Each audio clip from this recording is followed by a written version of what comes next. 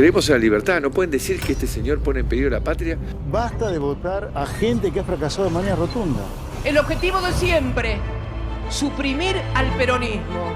Esa derecha rancia, continental, bolsonarista. Si los zurdos supieran de economía, no serían zurdos. Por sí o por no, ¿vas a eliminar el Banco Central? Y me da pena que venga un jubilado a sacar esas monedas para pagarte el churrasco. No hay plata. Eres un error en la historia de Argentina, Milei. Eres un error. El Papa es el representante del maligno en la tierra. Quiero manifestar mi total y absoluto repudio por los actos terroristas de Hamás en el territorio de Israel. ¡Basta de la mentira progresista! Las mujeres no somos víctimas. La violencia no tiene género. ¡Viva la libertad, carajo!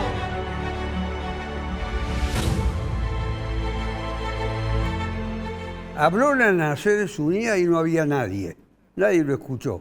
Después habló, al tiempo, Nayib Bukele de El Salvador, estaba llena. La conferencia nacional, internacional, como la quiera llamar, porque están tan divididos y conglomerados en las Naciones Unidas. Pero nadie le dio importancia a todas estas definiciones que da el presidente de la Argentina, que el otro día se disfrazó para venir a Córdoba. No se sabía si venía a combatir el fuego, pero no le fue a dar las gracias ni la mano a ningún bombero en Capilla del Monte, que lo estaban esperando en una fila casi marcial y a la espera de un acto de gratificación que solamente sería un saludo. Y ayer le volvió a ocurrir lo mismo con Susana Jiménez. Llevarla a Susana Jiménez.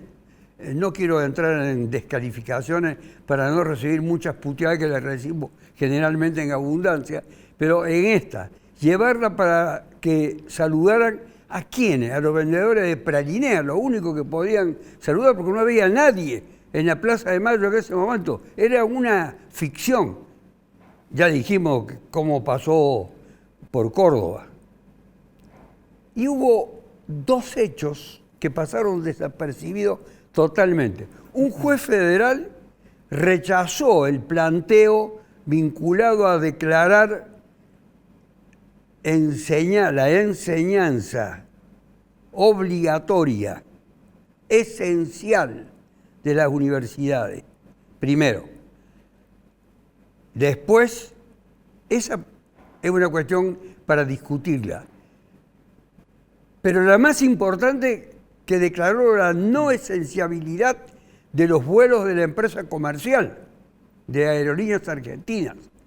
Y simultáneamente también rechazó la denuncia que por supuesta intimidación o alteración del orden se le atribuía a Viró, que es el jefe de los comandantes y de los pilotos de Aerolíneas Argentinas. Así si se suma todo eso, uno se pregunta cómo estará el país, cómo estará Milei y qué es lo que le espera. Miren, en Córdoba había sacado la mayor cantidad de votos y donde se supone que tenía la mayor aceptación porque va disminuyendo, casi dicen todos los días un punto.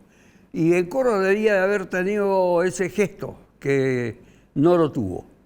Y vieron algunas imágenes casi besándolo al Papa en la reciente visita después de lo que acabamos de escuchar en la presentación del programa. Bueno, todo eso reunido rápidamente en esta presentación del programa. Juan Cruz Taborda Varela no solamente es un brillante escritor, una de las grandes plumas de Córdoba, sino que acaba de ser censurado por los reformistas que manejan la Universidad Nacional de Córdoba, eliminándolo, si es que pretenden tal cosa, de dos eran los programas. En principio me levantaron el programa de radio que hacíamos en la 102.3.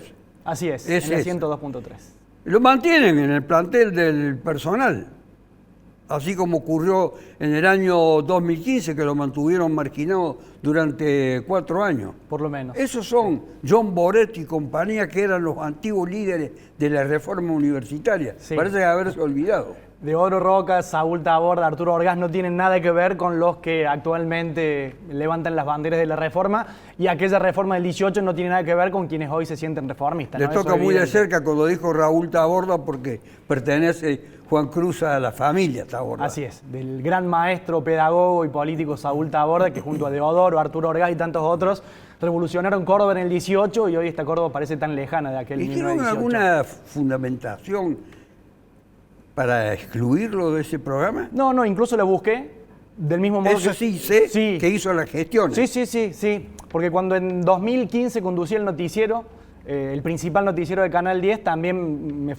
me sacaron, me levantaron del aire sin ningún tipo de explicación, no lo busqué en su momento, tuve mis propias interpretaciones, y en este caso dije, puedo hacer mis propias interpretaciones, pero quiero saberlo en el marco de algo que yo entiendo que los SRT hay que transformarlos, hay que reconfigurarlos, hay que buscar un nuevo modo, nuevos métodos de financiamiento, y en el marco de eso y de un programa que tenía una muy buena audiencia, y no lo digo yo, lo decían las planillas de IVOPE, digo, si acá están teniendo un programa con audiencia que le genera pauta publicitaria y el objetivo es que la universidad deje de financiar los SRT para que se autofinancie, ¿por qué levantan un programa que genera pauta publicitaria? Es decir, que va en el camino del objetivo que ustedes quieren. Y no tuve respuesta. Modificaciones de grilla, en fin. Y los que no dieron la respuesta, también tienen, no sé si militancia, tradición, reformista, o alguno de ellos no tiene nada que ver con el reformismo. Posiblemente lo tengan en términos discursivos, pero si uno recupera los viejos valores de la reforma universitaria del 18, sabrá que fue una revolución. Pero una decisión de ese tipo la tiene que tomar con conocimiento y aprobación del rector. Sí, claro. Porque si no, no se entiende. Todo lo que se está haciendo en los SRT, y eso incluye a los 100 trabajadores y trabajadoras que han optado por distintas razones por acogerse al retiro voluntario, es todo el plan de la propia universidad. Un plan que por el momento es la reducción del personal, reajustar todo, pero que no se sabe a dónde va en términos comunicacionales, periodísticos, de empresa pública, que es lo que precisaría. No se sabe a dónde va. ¿Y a dónde va el intendente de Villa Allende, Pablo Cornet? ¿Hacia dónde se dirige? Es una pregunta muy amplia esa, lo puedo tomar de varias aristas. Porque tiene usted un universo de habitantes muy diverso. Tengo un universo de habitantes ahí en la ciudad viviendo muy diverso. Estamos pegaditos a la ciudad de Córdoba y además somos parte del cordón de las Sierras Chicas. Entonces hay una variedad de temas dispares y a todos hay que darle abordaje. Y el mayor desafío yo creo que es cómo hacemos los políticos, que hoy la gente nos ve tan mal, para empezar a dar respuesta a los problemas reales de nuestros vecinos. ¿Usted militó desde joven en política? No. Nunca me imaginé ser intendente tampoco. ¿O reconoció el electorado de Villa Allende en las últimas elecciones? No lo sé, yo fui secretario de Finanzas del Gato Romero 2 años y medio.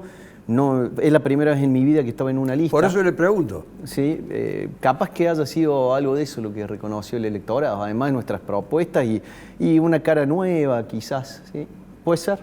Que se requiere, se necesita, como en casi todos los órdenes en la Argentina. Y yo soy partidario de eso, sí. Yo creo que sí. De esa renovación, también generacional, la renovación. Sí, hay una renovación generacional y yo creo que acá hago un paréntesis en esto. Es muy importante la renovación, es muy importante que aparezcan caras nuevas, pero no es menor estar acompañado con gente que ya haya tenido ciertas experiencias. Yo eso no lo subestimo, creo que hay mucha gente de muy buena experiencia y lo virtuoso es que no se enquisten en el poder. Ahora, como dije, ese universo de habitantes de Villa Allende que ha tenido un crecimiento impresionante, ¿cómo siguen su gestión? Bueno, Villa Allende... ¿A usted le interesa la opinión de...? Obviamente, le interesa. ¿Pero hace alguna medición de audiencia para saber cómo hacen un relevamiento de su actividad como intendente? No, yo no hago relevamientos hoy, no estamos haciendo relevamientos. Lo único que tenemos es que estamos el equipo y yo todo el día en la calle y creo que ese es un buen termómetro. Y nos manejamos sinceramente por eso. Nosotros todo el día en la calle tratando de visitar todos y cada uno de los barrios y en todos los barrios intentamos escuchar a la mayor cantidad de vecinos posible. Ya vamos a ver la gestión económica, cómo se siente o resiente con todas las medidas que por razones de tipo justamente económicas se van adoptando. Cómo repercute en un lugar donde uno tiene la idea de que vive gente con recursos, mucha gente con recursos, pero también gente sin recursos. Así es. Como en todo el país. Así es. Como en todo el país. Tania Kishakevich fue diputada legisladora por el peronismo. En realidad, yo no sé si decir por el peronismo, era por el Frente Renovador que estaba unido al peronismo en las elecciones anteriores, no en la última. Y ahora está en la reanimación del Frente Renovador. Así es. Que tiene adelante, no sé si lo tiene adelante, a Massa. Por supuesto, bueno, Massa es, Sergio ha sido el pionero de este espacio del Frente Renovador, que cuando te escucho decirlo, yo vengo del peronismo cordobés, el peronismo que constituyó de la Sota, siempre digo, el peronismo que se ha perdido este último tiempo. Hago ese distingo porque en realidad venía hoy ya no como... hablemos de peronismo, hablemos de este partido cordobés que todavía no lo entendemos bien, pero... Perdón, ahí. ¿Hay peronistas en el sentido partidario en Córdoba? Porque es una cosa muy extraña. No, yo creo que, por ejemplo, el partido cordobés no tiene identidad. Es el gran problema que tanto de la Sota y hasta Schiaretti en sus inicios.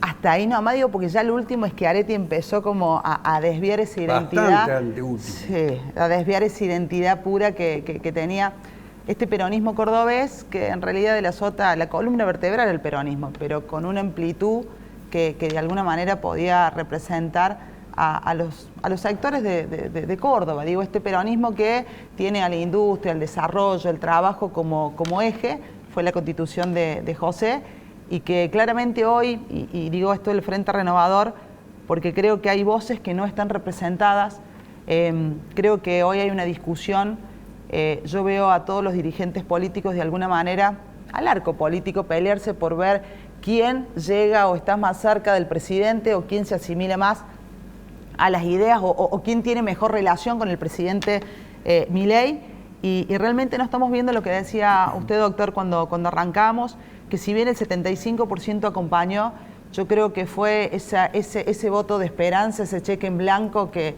le dieron al presidente, y que hoy realmente muchos cordobeses están viendo que no es que se equivocaron, sino que los estafaron. Entonces, no hay voces que estén autorizadas o que tengan coherencia para poder plantear esa representatividad, y nosotros del Frente Renovador creo que hemos sido coherentes siempre, no nos creemos los dueños de la verdad absoluta, pero sí queremos manifestar nuestras opiniones. Usted usó la palabra cordobesismo, dijo peronismo secas. Porque ¿sabe qué, doctor? ¿Qué es el cordobesismo? No... Es que el cordobesismo ahora no está, porque el cordobesismo funciona, depende de quién gobierne. Digo, cuando gobernaba Alberto, había cordobesismo todos los días. Yo lo escuchaba al gobernador reclamar los fondos de la caja, reclamar el transporte. El secretario de transporte, que era Mogueta, secretario de transporte de la provincia, estaba todos los días abajo del ministerio golpeando la puerta reclamando los subsidios para Córdoba. Y hoy es secretario de transporte de la Nación, y resulta que cuando le cerraron el grifo a Córdoba nadie dice nada. Entonces, claramente estas incoherencias que después llevan también a esta decepción política que tiene la gente. Yo creo que la decepción política no es porque no crea en la política o porque tenemos que venir caras nuevas, sino que tenemos que ser coherentes. Diego Marconetti hace años, en La Voz del Interior, el dueño prácticamente de la evaluación de la ciudad de Córdoba. Eso parece, ¿no? 18 años. ¿Cuánto? 18 años. Es así. Entonces han pasado muchos gobiernos. Empecé, claro, la última etapa de juez. De todas. ¿Cómo está Córdoba hoy? Porque yo siempre hablo de cosas muy generales, pero no toco el tema de Córdoba. A usted lo toqué con el tema de Villa Allende, porque es fascinante el universo de Villa Allende. La ciudad, entendida como la gestión municipal, está en una etapa de tratar de salir de un letargo que transitó los primeros 6 meses, porque básicamente hubo que pagar todo lo que se gastó de más en el 2023 en la campaña. Entonces, he hablado con funcionarios, tengo la posibilidad de charlar con funcionarios prácticamente todas las semanas y me si hace 18 años que maneja esa columna, no van a hablar con usted. No, bueno, es que, ojo que hubo años que estuve vetado ahí adentro y seguí escribiendo igual, pero lo mismo, eso no quita... Muchos entienden que no es personal la cosa, el problema es cuando lo toman personal. Entonces lo mío no es personal. De hecho, voy a dar un ejemplo, con quien peor me llevé fue con Giacomino y por ahí nos escribimos, cuando tuvo el problema que le entraron a robar, le mandé un mensaje, me respondió, digamos, y eso que ahí fue fuerte, porque incluso hice caer una licitación multimillonaria de $200 millones de la basura, o sea, fue fuerte esa, pero no es personal. Yo no me meto con la persona, me meto con su función. Entonces, pero yendo a la pregunta original, usted me preguntaba cómo está. Bueno, estás tratando de salir de ese letargo. Me contaban funcionarios que ya en marzo se habían prácticamente liquidado el presupuesto anual porque estaban pagando todo lo que se había hecho en la ciudad y que se notó fuertemente, sobre todo en el último año de la gestión Zarzora. Mucha inversión en espacio público, que eso hay que mantenerlo y ahí se está viendo una cuestión de que, bueno, no es fácil sostener el espacio público. Y por otro lado, bueno, toda la temática de transporte, que estamos en un momento crucial, y en la que se tiene que definir a ver qué va a pasar con los próximos años en la movilidad en Córdoba, en el área metropolitana. De paso está el intendente Villa Allende, me imagino que también deben haber convocado a la discusión.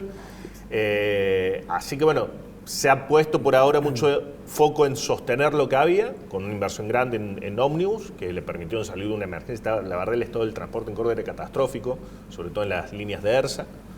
Cuando se va a ERSA dejó un tendal y muchos reclamos de la gente que usamos el transporte porque no pasa el bondi.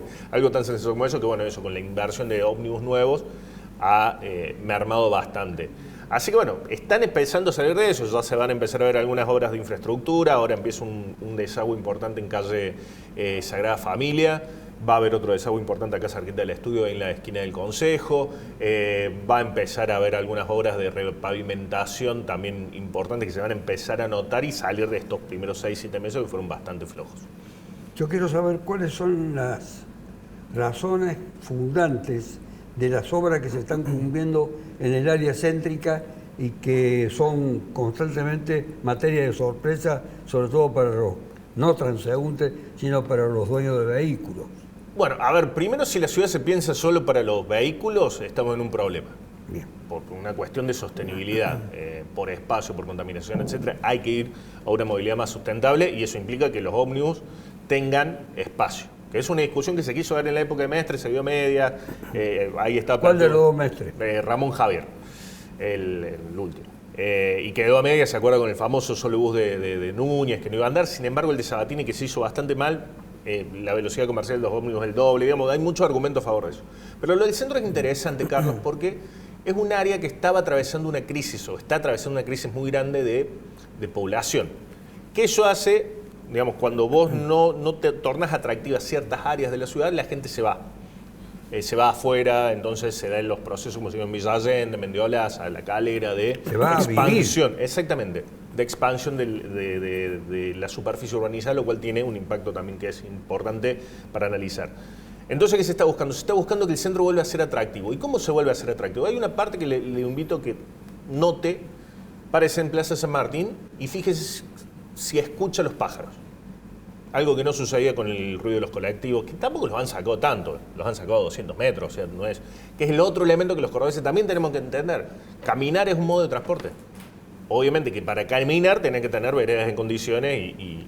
Entonces me parece que ese es el plan, tratar de darle un nuevo sentido al centro. El centro tiene mucho potencial para que la gente viva, gente mayor, que pueda tener ahí su modo de vida, y me parece que hacia eso va tímidamente la idea, tímidamente. Pueden interrumpir ya aquí, ya saben que es así. Acerca de la introducción que hice, Juan Cruz, ¿cuál es la visión que tiene de la presidencia actualmente en curso? ¿Presidencia nacional estamos hablando? De la nación, porque podría hablar de muchas otras presidencias. De presidencia de Belgrano podríamos hablar, de la presidencia de la nación. Y a priori... ¿Cuál es la opinión sobre Artime? Sobre Artime, no, positivo, absolutamente. No. Debo decir que no lo voté. Porque es un amigo mío. Ah, bien, sí, un abrazo, Luis. Lo voté a Pérez en su momento, porque estaba acompañado por un Orgaz, entre otros. Pero la verdad que el Luifa es, más allá de algunas circunstancias deportivas, en términos institucionales, ha mantenido lo bueno que se venía haciendo con Pérez y con Franceschi, y en términos futboleros un poco mejor. Muy diferente a lo que viene haciendo el presidente de la Nación, yendo a la pregunta puntual de Carlos. La pregunta ya lo dejamos a Artime. Lo dejamos a Artime y vamos con un hombre que no llegó a ser jugador profesional, pese a que seguramente lo quiso, y me refiero a ¿Hay alguna Milei. referencia a cómo atajaba? Porque atajaba en Chacarita. Sí. En Atlanta llegó a ser Chacarita. No, las referencias de sus ex compañeros en las divisiones inferiores era que era un loco.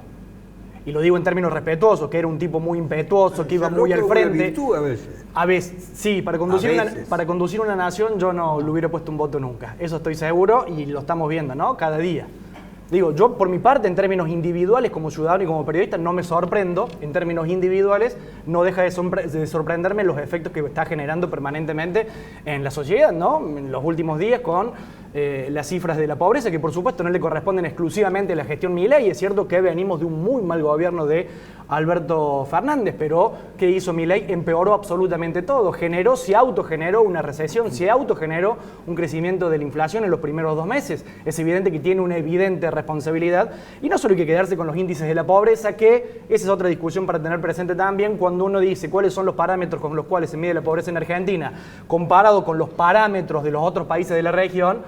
En realidad la pobreza en la Argentina no es tal si uno midiera la pobreza en la Argentina con los parámetros que tienen en Brasil, en Bolivia. No estamos en la región como están los países más empobrecidos históricamente, eso es cierto. Pero también es cierto que en los últimos 9 meses, más allá de la pobreza, y le corresponde a quien le corresponda, fundamentalmente a Milei, también es cierto que los niveles de crecimiento industrial o de crecimiento, los niveles de la construcción, todo lo que viene sucediendo, si no fuera por el agro, que se contrasta hoy y se compara con la sequía del año pasado, si no fuera por el agro, esto estaría aún mucho peor. No hay un solo indicador, digo, más allá de mis preferencias ideológicas, políticas, de lo que yo sienta cuando él habla en términos despectivos de todas las personas que piensan distinto a él, de su violencia o de su agresión permanente, más allá de eso, si hubiera un solo indicador que le diera positivo, yo me quedaría calladito. Un hecho positivo de Milei es que aumentó notablemente y por encima de la inflación la AUH, la asignación universal por hijo. ¿Qué pasó con los indicadores de pobreza cuando se ve en las poblaciones más jóvenes? ¿Salieron de la pobreza gracias a la AUH? No, porque hoy los hogares dependen de los salarios, de los ingresos. La AUH es una ayuda. No de esto de idea de que los pobres viven de los planes, no, ahí está la prueba. La AUH superó notablemente a la inflación, pero no sirvió para nada porque los salarios están por el piso. Para usted, Cornet, como intendente de Villa Allende, primero, ¿hay cumplimiento de los tributos por parte de los vecinos? Sí, en términos generales sí. O sea, nosotros tenemos un índice índice en relación a otros periodos, si lo puede comparar. Sí, en relación al periodo cuando yo era secretario de Economía de Eduardo Romero. Justamente hizo referencia a ese rol. Claro, estamos igual en los índices de cobrabilidad, pero ¿por qué? Porque se paga mucho la cuota única en Villa Allende. Entonces, 5.000 de 14.000 inmuebles u hogares pagaron su cuota única. Entonces, eso ya baja mucho la mora. Y después tenemos un índice de cobranza normal y habitual, que sumando todo, estamos en un 70%, 72%. ¿Usted coincide, discrepa o tiene una idea propia sobre lo que dice Milei en el sentido de que esta proporción de pobres que hay en Argentina, que lo revelan las últimas encuestas, habría sido del 95% de no haber tomado él las medidas que tomó? No le puedo contestar porque no manejo toda la información, primero, y segundo, que para mí yo no me aventuraría a dar índices de esa manera. O sea, yo la verdad que no le puedo contestar, doctor. Eso es algo que yo no sé sobre qué se basa para decir lo que dice, no sé cuál es la información y la veracidad de la información que tiene para decir que eso yo no sé si sería el 95, el 92, el 91, no tengo ni idea. No sé. ¿Y la población de Villa Allende, cómo hace para transportarse a Córdoba? Bueno, es una excelente pregunta. Estamos trabajando con lo que es el transporte metropolitano. A Villa Allende le vendría muy bien porque hoy tenemos un transporte interurbano que es uno solo, que tiene ciertas frecuencias, que no son las frecuencias que por ahí ideales, y con eso se va a Córdoba, que viene ya desde Río Ceballos hasta Córdoba. Y eso es lo único que tenemos en términos de transporte público. Después están los REM y los taxis, ¿no? Y después tenemos un transporte urbano, que es un ómnibus urbano, que hace toda la traza nuestra. Y bueno, justamente ayer empezamos la discusión por habilitar las plataformas. Entonces, en general, están más o menos satisfechos No estamos satisfechos. No estamos satisfechos porque es insuficiente. Hay mucha gente que también viene a trabajar desde Córdoba, por ejemplo, Villa Allende, y necesita que se mejore el transporte. Por eso que nos interesa tanto el transporte metropolitano con Córdoba y que extiendan las líneas urbanas desde Córdoba a Villa Allende y probablemente y ojalá viceversa lo podamos hacer. Y después lo que es el uso de las plataformas también hacen más eficiente el uso de los recursos que tenemos. Por eso nosotros hemos presentado 2 proyectos al Consejo Deliberante ayer para habilitar en lo que hace a nuestras potestades de la municipalidad el uso de plataformas tecnológicas en Villa Allende. Tania, en definitiva, se van a instalar en Córdoba, porque he visto los anuncios, como Frente Renovador. Ya estamos. Ayer hicimos nuestro primer congreso, que estuvo la presencia del presidente Diego Giuliano.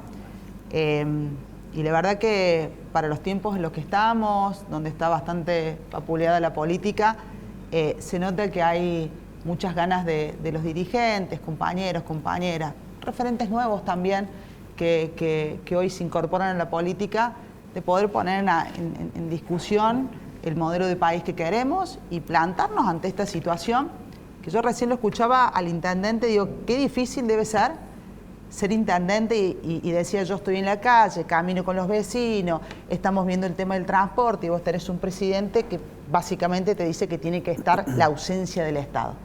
Entonces, todo el tiempo hay contradicciones en las cuales, digo, en algún momento tiene que haber una expresión de quienes asumen responsabilidad, porque gobernar y la presencia del Estado, el Estado somos todos, el Estado no es el que está alejado, el Estado no es esta imagen que nos intentan poner, este gobierno que nos intenta poner Milei con la fake news, alimentando el resentimiento, con el enojo que pueda haber con el gobierno anterior, con el kirchnerismo, con el peronismo, todo el tiempo el resentimiento, y realmente no estamos poniendo en foco el escándalo que estamos viviendo en la Argentina. Nadie pone en foco, todos estamos como en un statu quo, y eso es, yo creo que desde mi persona, de lo pasional que soy, digo, no nos podemos quedar quietos, y creo que esa es la función que hoy tiene el Frente. Mientras todo el mundo habla de que el presidente vino a dar vuelta a la política, vino a generar una nueva forma de hacer política, yo creo que la política es una sola, es la de transformar la vida de la gente.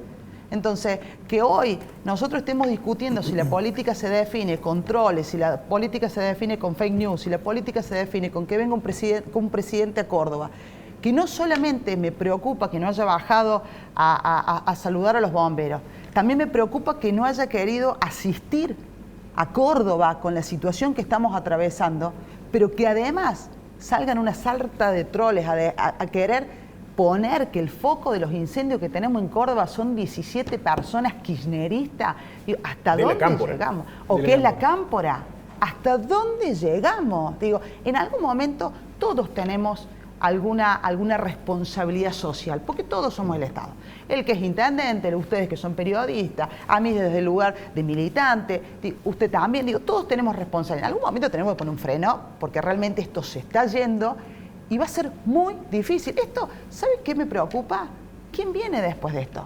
Porque también en la discusión a veces estamos con los nombres, los espacios.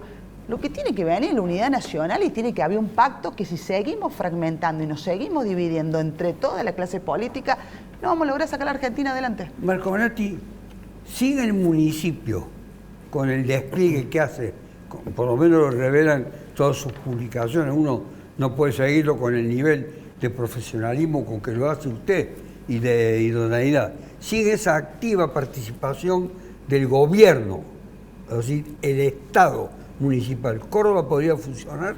A ver, está claro que con todos los recortes que hubo del gobierno nacional, la Secretaría de Desarrollo Urbano de la Municipalidad y de la provincia tuvieron que salir a poner parche. Hace poco inclusive salió publicado en La Voz que inclusive han cortado las drogas para abortar. Entonces es la provincia la que está suministrando el misoprostol en los centros de salud. Digamos, hubo un retiro total, bueno, pasó con los subsidios del transporte. los cordobeses hoy pagamos 940 pesos, pero si no hubiera aporte de la municipalidad, que es la única que hoy está poniendo plata de manera directa sobre la oferta, o sea, sobre la oferta, el boleto podría estar costando cerca de los 1.500, 1.600 pesos. Entonces hay evidentemente una necesidad de empezar a tapar los baches que implica la retirada de la nación. Además, tenés un desafío hacia adelante que es sostener eso con ingresos que te vienen cayendo, porque el mayor ingreso de la Municipalidad de Córdoba en su estructura tributaria es la tasa de industria y comercio.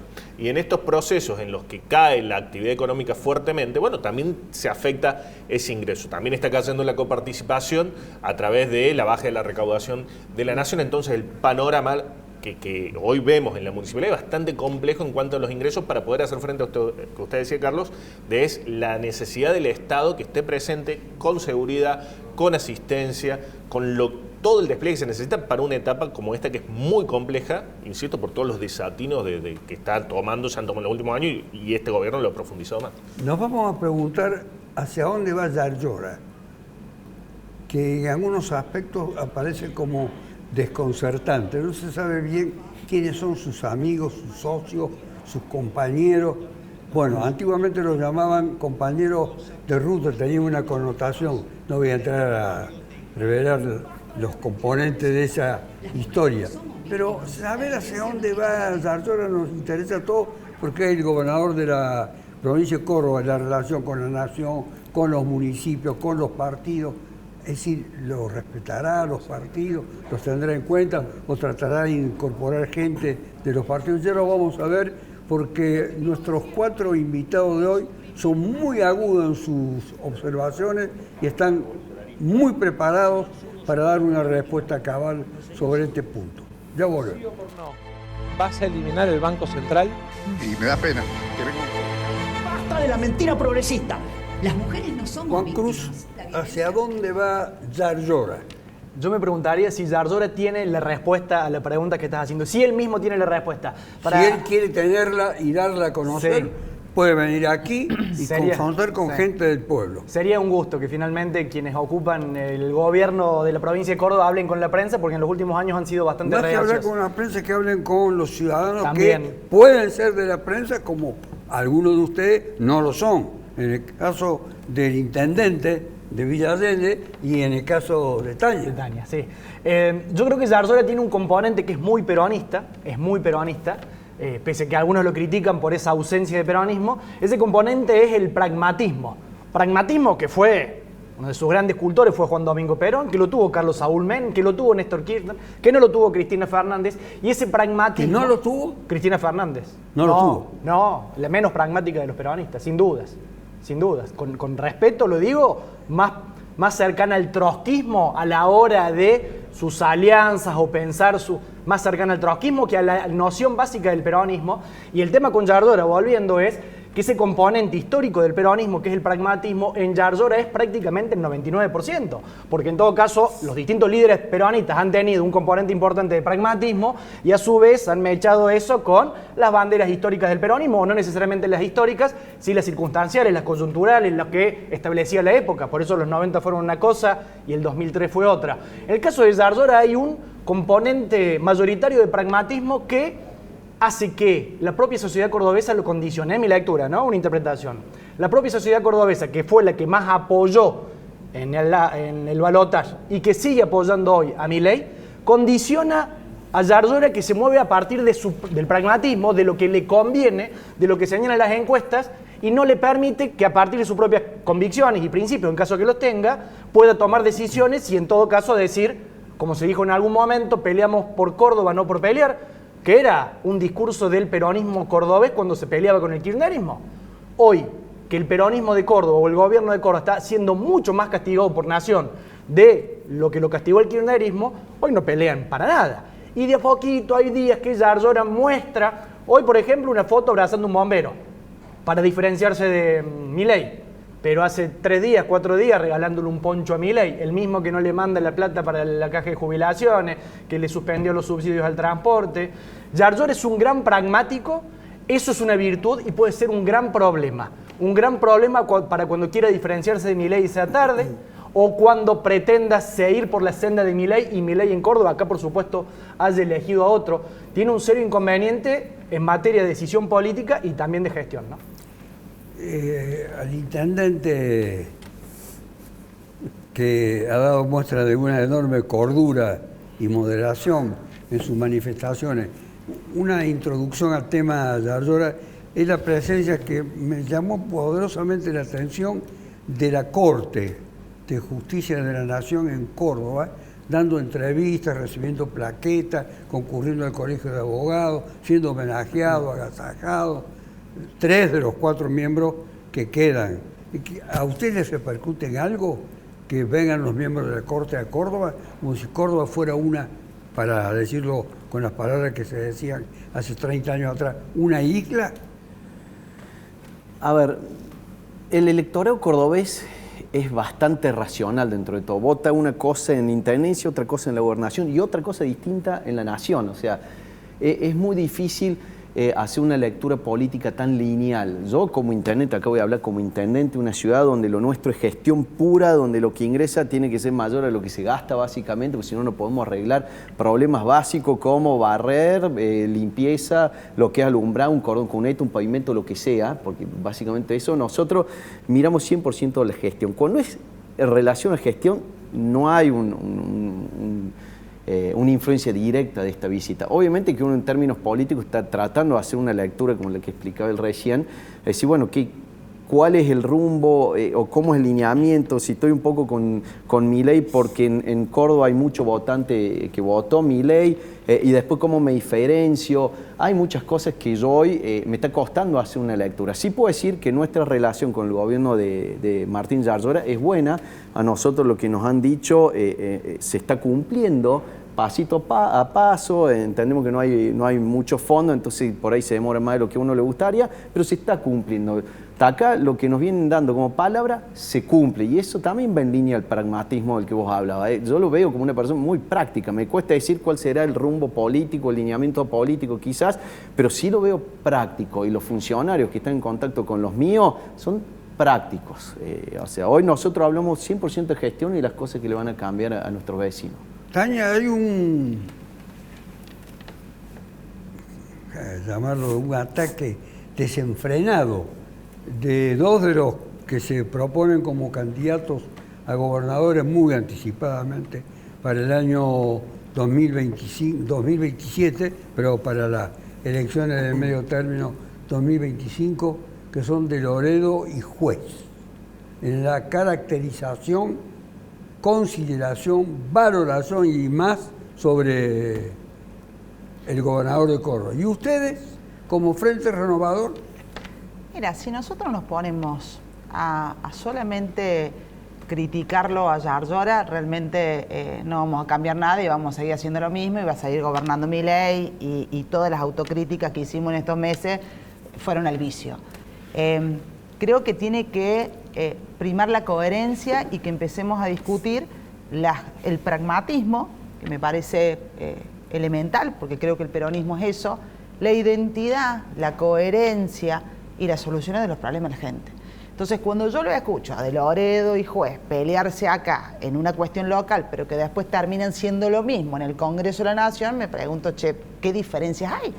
Porque los partidos políticos representan ideas. En esto voy a tomar la pregunta de Yarlora porque hay algo que tengo una percepción mía, que es un poco lo que plantea Juan Cruz, capaz que con otras palabras. La pérdida de identidad.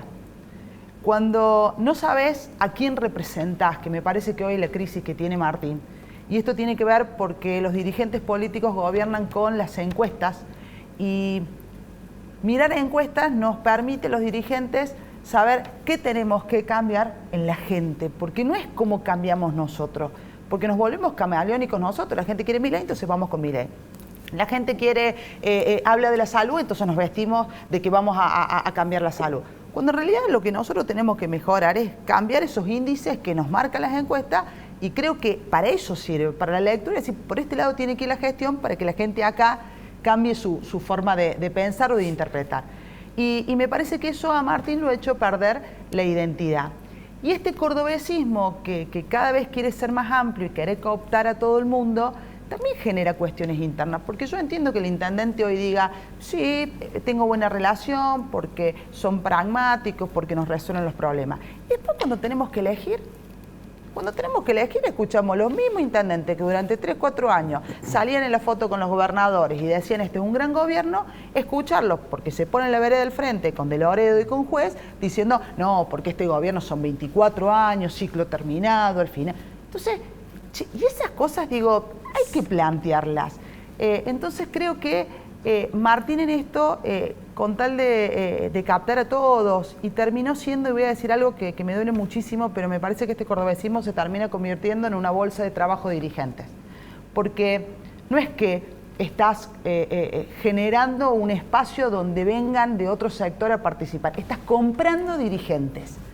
Y el comprar dirigente vuelve a poner en escena de para qué está la política y seguimos siendo partícipes de que la gente descree absolutamente de la función de la política. Comprar sería en el caso que usted dijo al comienzo, los partidos son ideas. Yo creo que no son ideas. Yo, personalmente, son ideas y representan una conjunción de intereses. Hoy, ¿sí? Hoy aquí hablan todos. Yo ahí me quedo con una inquietud de lo que vos acabas de decir. Yo personalmente no tenía redes prácticamente antes de empezar la campaña para ser intendente. Mi Instagram muy saludable lo tuyo. Sí, tiene muy pocas publicaciones, tienen terminantemente prohibido todos mis funcionarios publicar fotos comiendo mielún y tomando café para debatir ideas para el progreso de nadie sabe qué. Tiene totalmente prohibido. Y por otro lado, yo me pregunto, muchas veces digo, yo no soy parte del cordobesismo, nada, tengo mis ideas, tenemos en Villa Allende un mandato de la gente para cambiar ciertas cosas y hacia allá vamos, por eso hablaba de las aplicaciones recién. Pero por el otro lado digo, el gobernador, y no es para defender a Martín Yarlora, porque yo con él no me reuní nunca, lo he visto obviamente en algunas reuniones más grandes, pero yo no, con los ministros de él tengo relación con algunos, pero tampoco, busquen mis publicaciones, vuelvo a lo mismo, no hay foto, no hay nada, lo mío es gestión pura, ¿no? Y digo, está bien que el gobernador, en el fondo, si ayuda a uno y a otros no, porque yo siento que vos lo decís, che, a vos te compra de voluntad porque te cumple. No.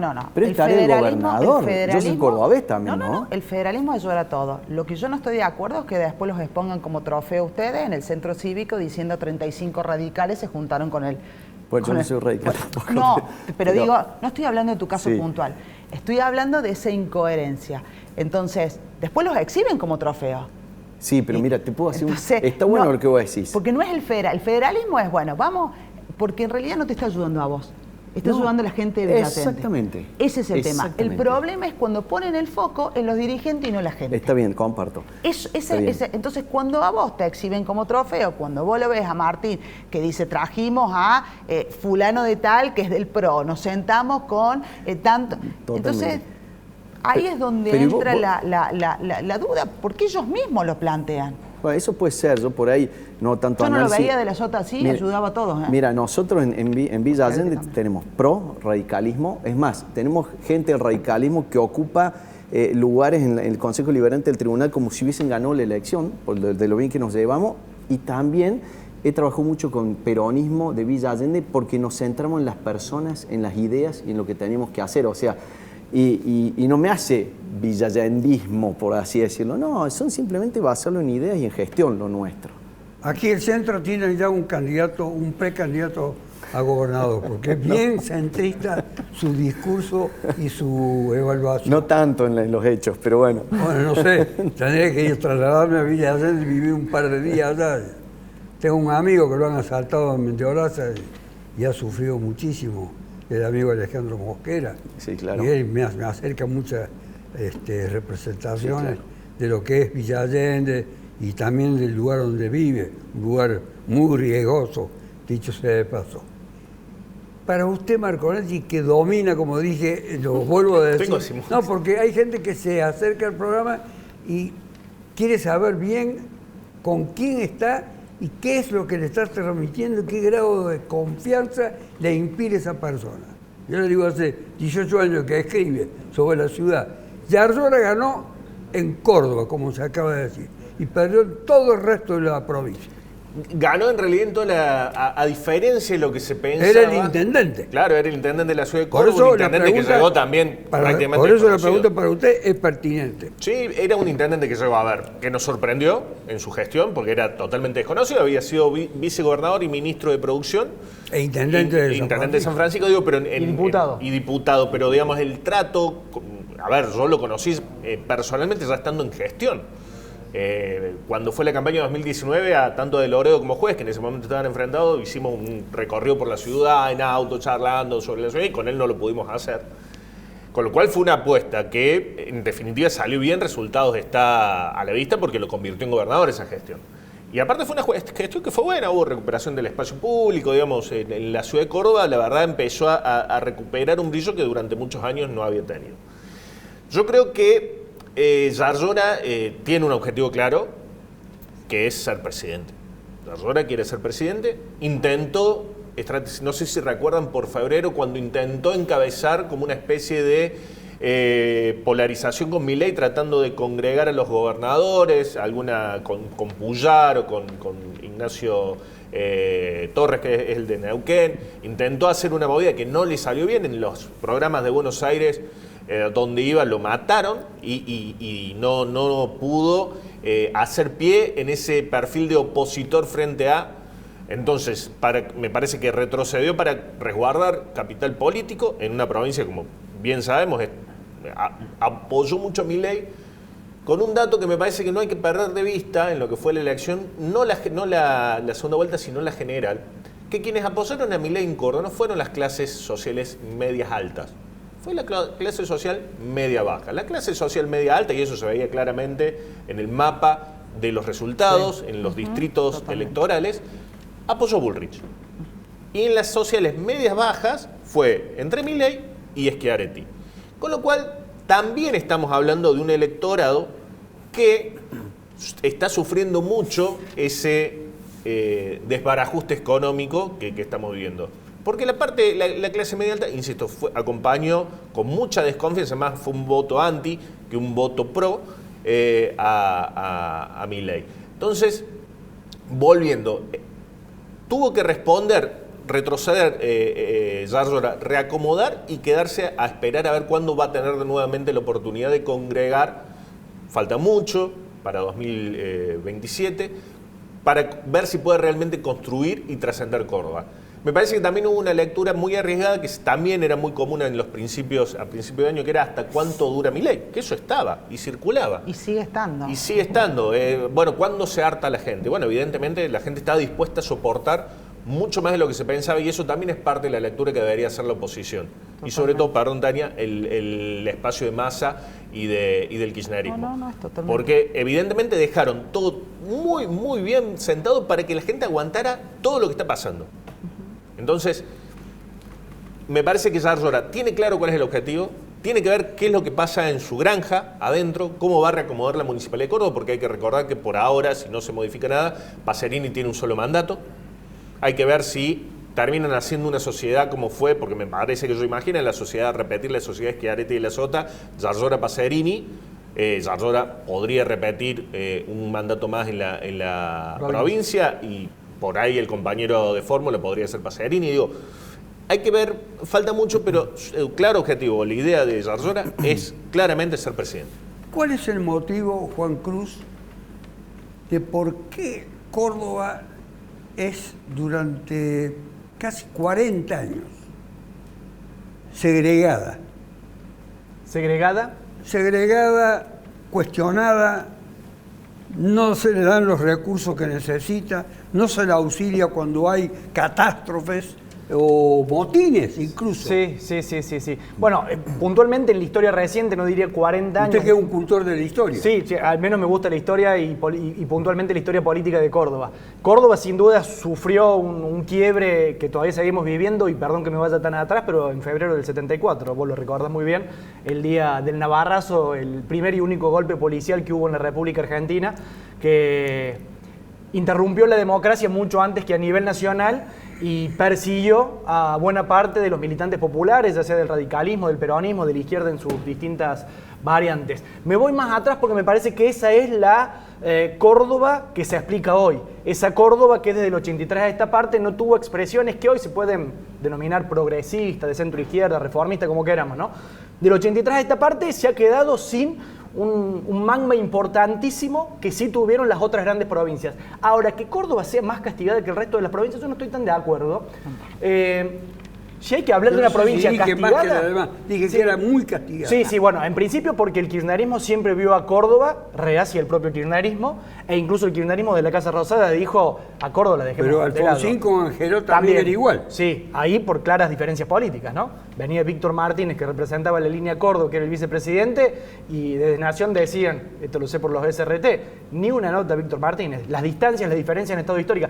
Pero no quiero que el pupismo cordobesista nos haga ver como las únicas víctimas. Pienso en la provincia de Buenos Aires y en términos de distribución de coparticipación es mucho más perjudicada, ¿no? Desgraciadamente tenemos que terminar el programa porque... Carlos, perdón, ¿me permite una cosita muy pequeña? Quiero solidarizarme con Juan Cruz, con la situación de los compañeros de los RT, porque además la crisis del periodismo la estamos viviendo todos estamos en una situación bastante preocupante, así que nada, que quería aprovechar el espacio para hacerlo público. Gracias.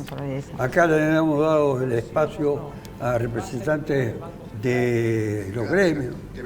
Hay varios que han pasado por el programa nuestro y donde le hemos expresado también nuestra solidaridad. Muchas gracias a ustedes. Hasta la próxima. El Papa es el